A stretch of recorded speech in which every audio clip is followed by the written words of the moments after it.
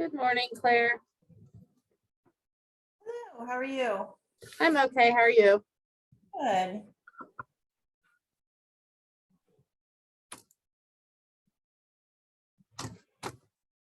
Just you and me at 8:57. Well, I think now everybody has kind of perfected how many seconds it takes to log into a Zoom meeting. Right. So they figure 8:57 is early. Right. 8:59 and 30 seconds is like right on time. There you go.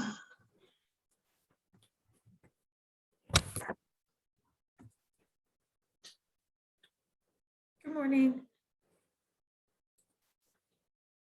Hello, Good hello. morning, Mila. I don't think I've met you yet. I'm Michelle. Hi, Michelle. Hi. Nice to meet you. Nice to meet you.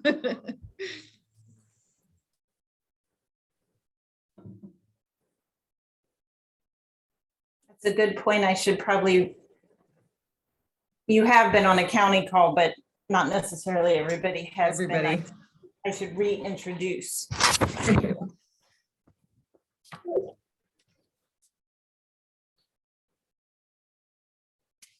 If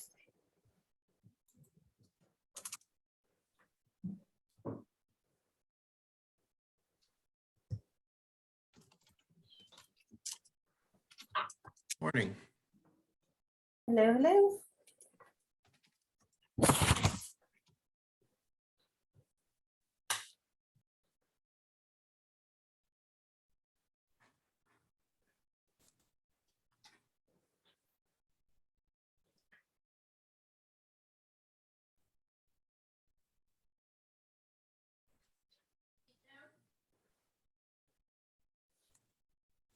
A very small crowd today.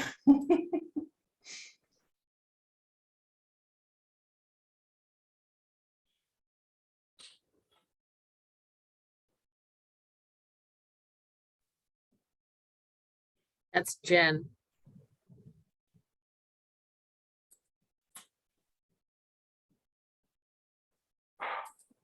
There, she changed her name. She's not going to show us her face, but she changed her name. A few more rolling in here. We'll wait a minute to start.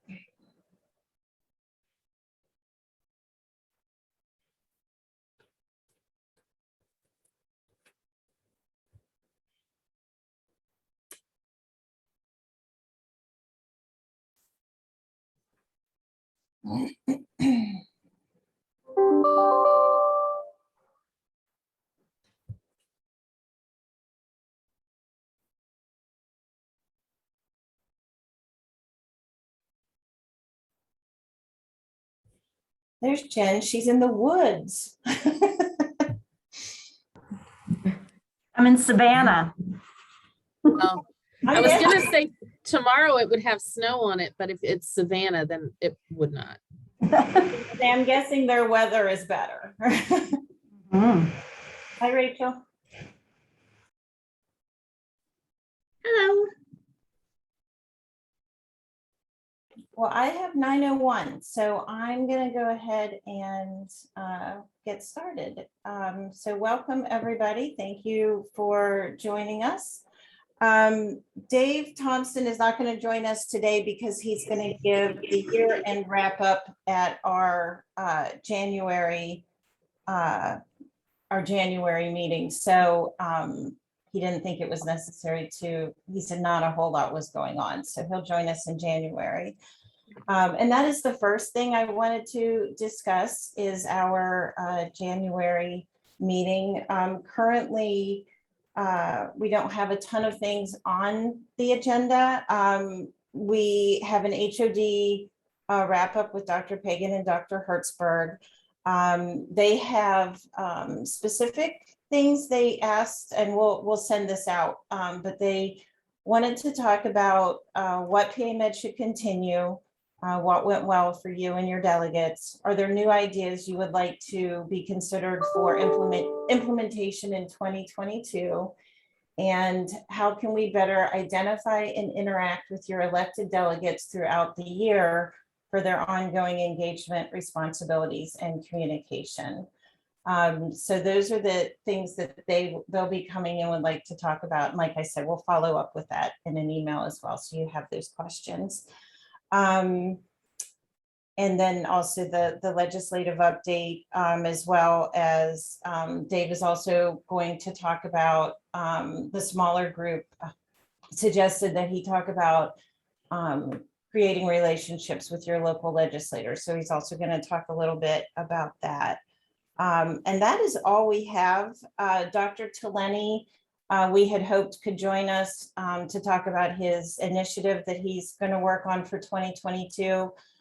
He can't join us that day, so we're working on scheduling a time that would just be Dr. Taleni talking about his initiative for the County Medical Society. So as soon as I get that date, I will share that with you all, and we'll just have him on a call at a different time.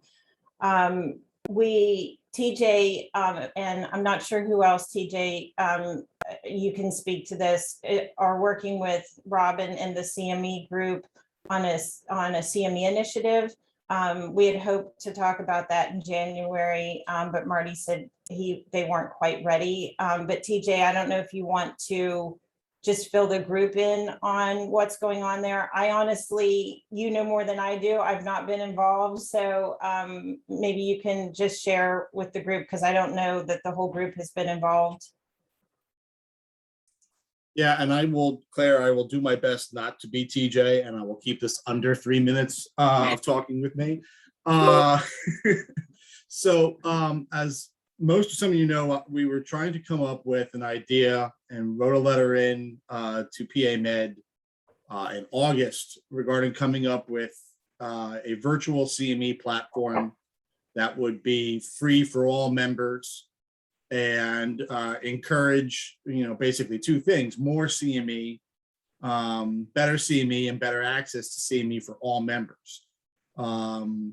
cynically speaking, on my end, I think that would be a huge driver to bring in new members, more members, force those members who always kind of have a choice. Do I pick CME or do I pick membership into the state society and county society, that they would opt to go into, pay their dues to the county and state. So the idea is to create 12 virtual CME courses each year that are accredited online, and extras that, that are always out, and provide a stipend for the counties to actually host some of these events so they could be posted on later. Now, one of the major or best ideas is, let's just say Philly, they did their GI event, but Berks County and sometimes just can't make it out to see that CME. Now they have the opportunity to see it for free and get those credits online. So I've been working with Robin in PA Med right now. My hope was to actually have something to have a discussion with all of you about, but it sounds like we're not at that point with according with Marty to do that. But the idea would be to create the next step would be to create basically a CME committee, a statewide committee on reviewing potential CME courses, and kind of encouraging some partnerships to kind of create a year-round platform. My hope again is, that it was going to be done by the new year. Again, selfishly speaking, because I have membership campaigns where I would have loved to throw that out there as a, promise for the next year. But now I'm kind of hoping maybe this will be before the drop dead date deadline, that maybe that's something we all could be using as part of our spiel with when we're trying to remind doctors to pay their dues before they get kicked off of the, off of the PA Med rosters. Does anybody have any questions? Again, I was trying to be very brief with that, but there's a lot that I could be reporting on. TJ, in relation to just the topic of CME generally, and you're talking about retaining, based on CME, would you like a flyer with the current CME offerings to use? Because we do have quite a bit currently. I realize it's not where you want it to be, but there are quite a few. No, honestly, Claire, and if that came out as, I didn't want to make that sound as a jab or anything. I was just saying that was something I was kind of hoping for, because it's letting all my other members know that that's a good selling point moving ahead. I'm fine. I don't need that right now, but you don't want the current. My point was, oh, if you'd like to use the current offerings now as a recruitment opportunity, we could give you the current flyer with the current offer. No, I would absolutely love to do that. My whole thing again was trying to make the sale of new, free, virtual, innovative, use out those words and get more of the early career and those members that say, you're going to advocate for us regardless if I pay my dues or not. So why pay my dues? Doctors that I have, So that was just kind of my whole, Christmas wish. But I will definitely use that, because I would like to kind of put out a teaser in the magazine about, CME, because I think that's other counties can definitely, might be different, but I think that's kind of a new world right now where a lot of my doctors are struggling to find, they're no longer going to Florida for those 3 days. So where do they find some CME? So. Right. And historically on our side, what we have seen is around June, July, to your point, of the licensure renewal cycle. That's when they really start looking for the CME, and that's when we start recruiting on the $95 to try to get the folks to join based on the CME, and that's typically when we're successful. No, that makes sense. And maybe later on in the year, the better when it comes to drawing in some members, especially with the licensure stuff coming up. There'll be a lot more people I joining. honestly wish they had to renew their license every year, because we see that, Yeah. we see the membership go up and down based on the need to grab those CMEs for license renewal. Was there anything else that folks wanted to talk about, or, anybody you wanted to invite for the January meeting? So this is the reason why I said I was only going to talk 3 minutes on that. I two questions I guess it's for everybody. I am on a few of the opioid crisis, Berks Health kind of initiatives we have here. It's Berks SOS down here. And we're seeing unprecedented overdoses this year with the opioid crisis. In fact, this is worse than what it was when we started naming the opioid crisis. So I guess I have two questions. Are you seeing that? Are you guys getting data from your county coroners like I'm getting, that show that data? If so, do you think maybe that should be something we should be, for lack of a better word, sinking our teeth into or trying to address again, like we did a few years ago? I'm also wondering if it's not some time to talk about promoting, the wake of COVID, all the things that happened that weren't COVID driven that are health issues now, mental health, weight gain, diabetes, all of these things I'm hearing are creeping up or skyrocketing because everyone is really 2 years out of, their norms and everything else. Alcoholism. I mean, these are the things I'm reading about and hearing, and I'm wondering if this is something that maybe PA Med and the county should be tackling or trying to address as again an advocacy forum. I didn't talk that long on this one.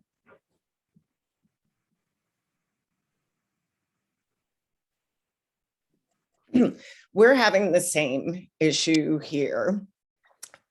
We have an opioid task force in Luzern County and one in Lackawanna County. I would say the Luzern County one is more effective, maybe.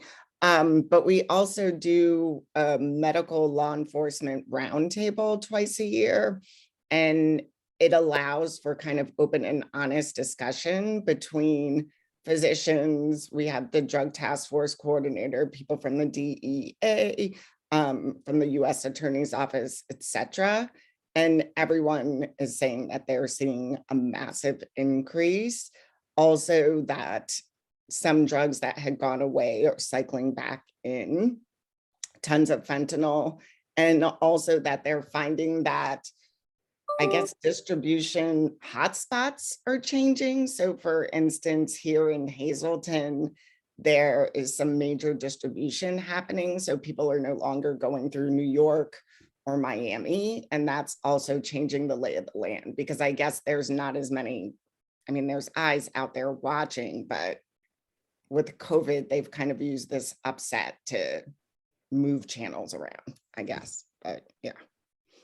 And we're starting to advertise in kind of a really blunt manner, I guess. Like we have billboards going out that say, if you must use, don't use alone, just because it's like, that's one of the biggest issues they said they're finding is people are using alone and then they overdose.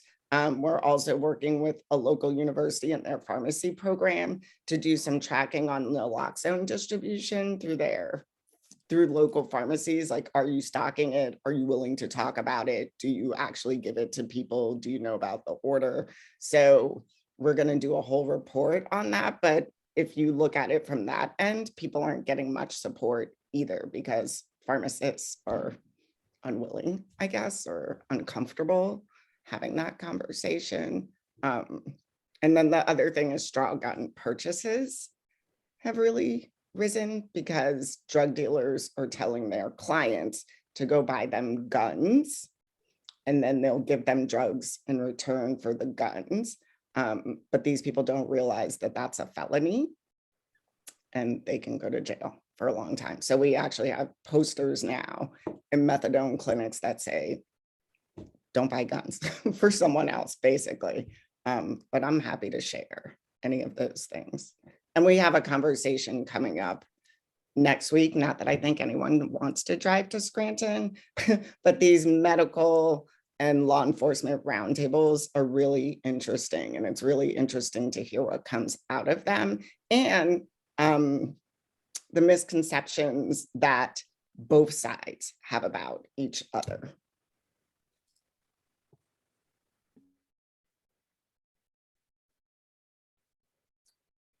The early career section, which has been pretty dormant for the past several years, is becoming undormant, whatever the opposite of undormant or opposite of dormant is, which is exciting. And one of the things they are considering, they're wanting to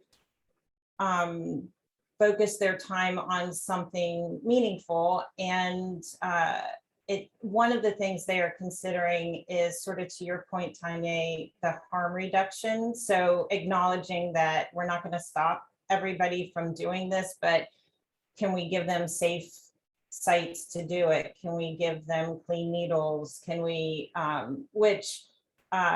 like you said, it's very interesting to me. It's a different approach than being an 80s and 90s kid growing up with the Just Say No campaign being very strong in my history.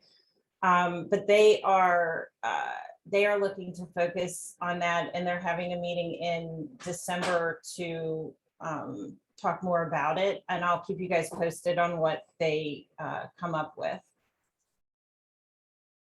Claire, my president-elect is Bill Santoro, and he's chair of addiction services for Tower, and I believe chair of addiction Pennsylvania.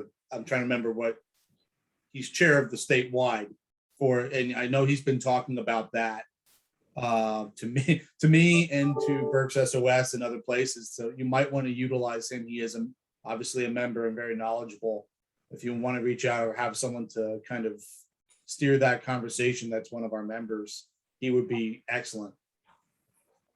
He isn't an early career by chance. No. Listen, if I could bring anyone in early career, I would. It's like finding a unicorn in Berks County. So, well, like I said, they've been dormant for several years, but we have a handful. I mean, but it's an exciting handful. I think if they continue with their engagement, they might make a mark. You know, they're willing to engage, and they're so busy. They've got all these little kids on the Zoom. When we get on Zoom, there's all these little heads at the bottom of the screen, which is awesome. But I'll keep you guys posted. They're looking to meet in January to kind of decide on their path forward. The other thing they were considering is, which is I think a heavier lift, which is looking at the state immunization database and making the requirements more robust and using the data, making the requirements more robust in turn to be able to use the data, for them to use the data that comes from it. We have at least a little bit gone down that road in the past, and it's tough. It's a tough sell. But that is the other issue that they're considering. So we were talking about the January meeting. Do we want to brainstorm on how to work together in regard to the opioid crisis? Is that what you were sort of proposing? yeah, I just think that I'm seeing the data, and I think it's trending that this is, this one is not over, just like the pandemic's not over, just like, heart disease is not over. And, we've been so COVID focused, rightfully so, not, don't know if you can knock COVID, but, I think that we need to kind of at least look back at the opioids, because again, we were so strong on that a couple of years ago. It's basically kind of come back. And I think that there was enough doctors that were vocal about that are still members, that maybe we could try to, it's not going away campaign kind of thing, and try to put our heads together with that. That's something, again, on my end of year meeting is coming up, and that's something I'm bringing up with my doctors as well, that I've been asked to put on my agenda, is, trying to focus and bring back our Berks County opioid crisis team, and start doing work on that. So it would be good to know if PA Med could take the lead statewide and, being a facilitator of resources like before. Okay, good idea. Are you guys hearing anything in your local areas? The Department of Health has reached out to us to request partnership on getting information out as to COVID patients. I think the call is tomorrow, so I'm not 100% sure, but I think what the focus is COVID patients making good decisions about where they go. Do they go to the ER? Do they call their doctor? Do they because they're concerned about the smaller hospitals becoming full? Are you guys hearing anything in your areas with hospital capacity issues?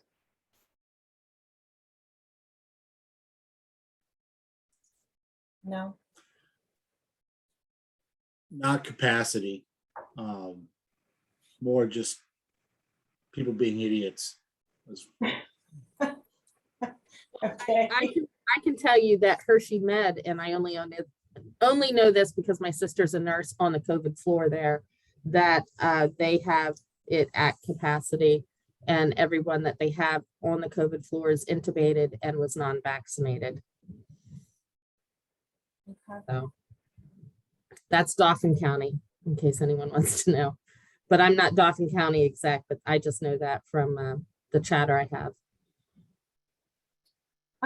Can somebody just joined us, and it says iPhone.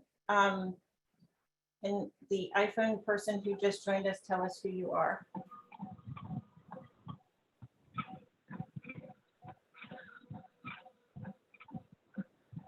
The person that just joined us, can you tell us who you are? John Gallagher. Okay, thank you, Dr. Gallagher. I'm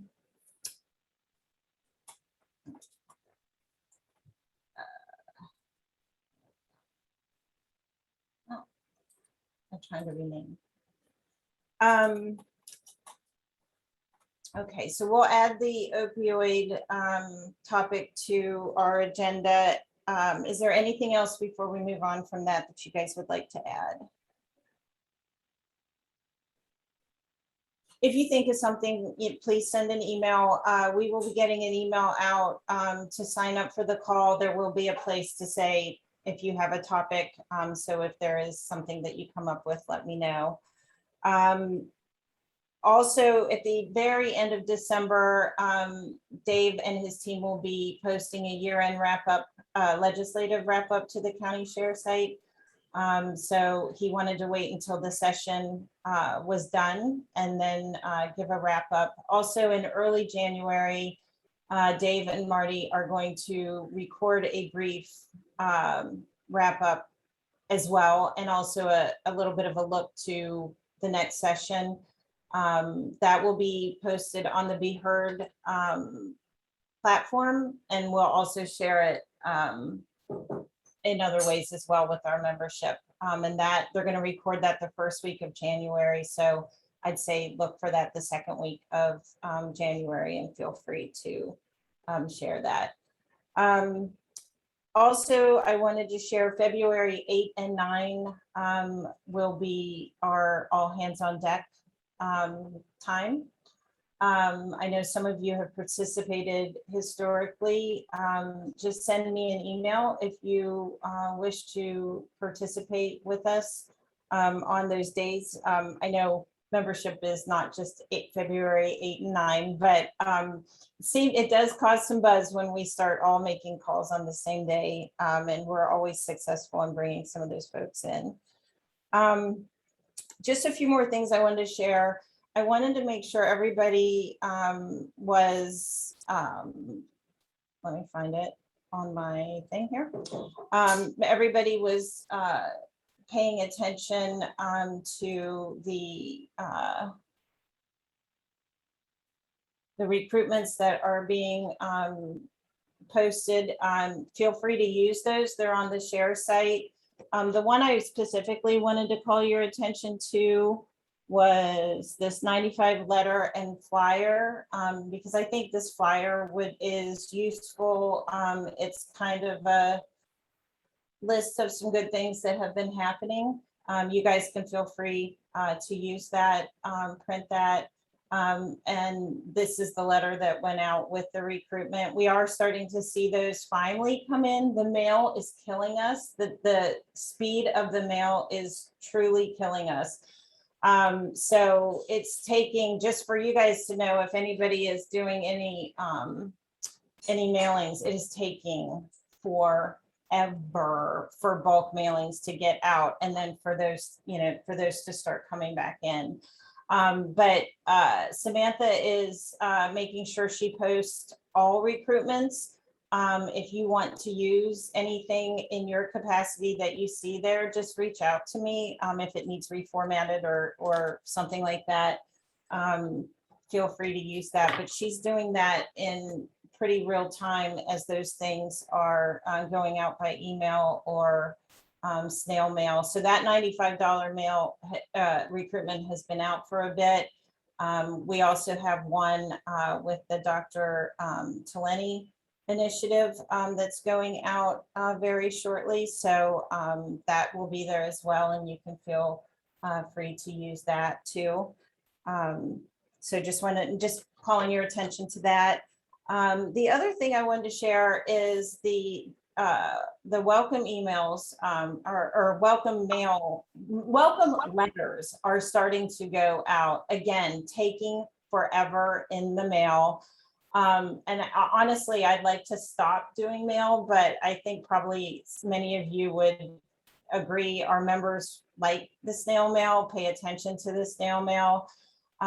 So those welcome letters are going out, and they are directing them to a very simple welcome portal at this point.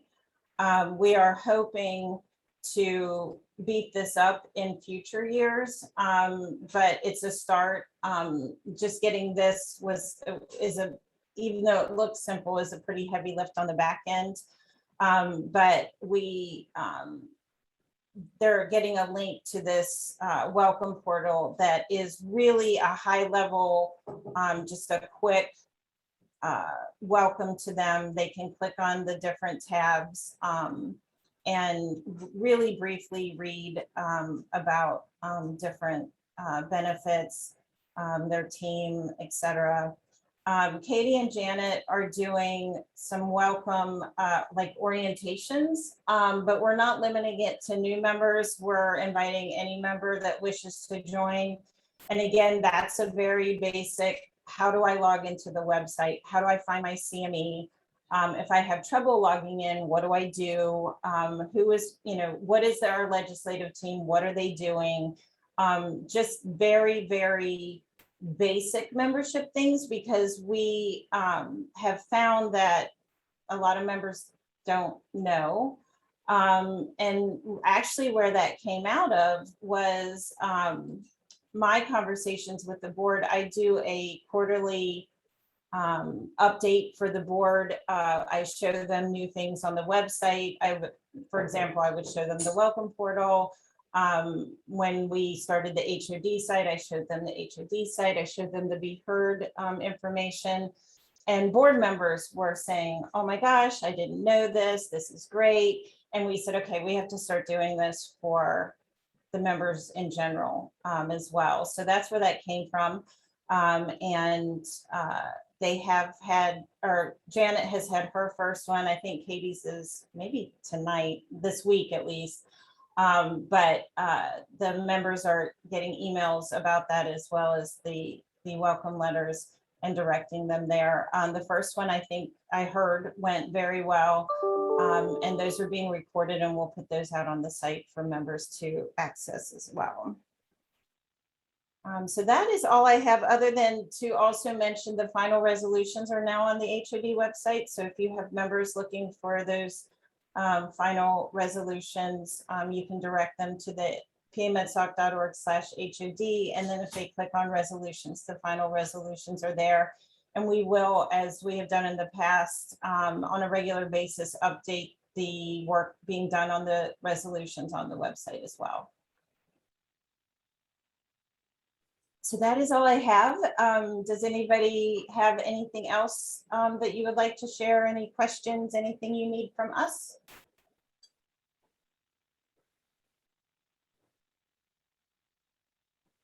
Well, then, before I let you go, I did not do it at the beginning. For those of you who have not met Mila, that you see there on your screen, she is our new chief writer, and she will be working with me on our county meetings and our county communications. She will be doing the county communications. So just want to make sure everybody knows who Mila is. She came right before the House of Delegates, so she got oriented by fire, and she is doing well. And if you need anything from Mila, please reach out to her. And with that, if nobody has anything, please have a good day. Thank you. Thanks. Thank you.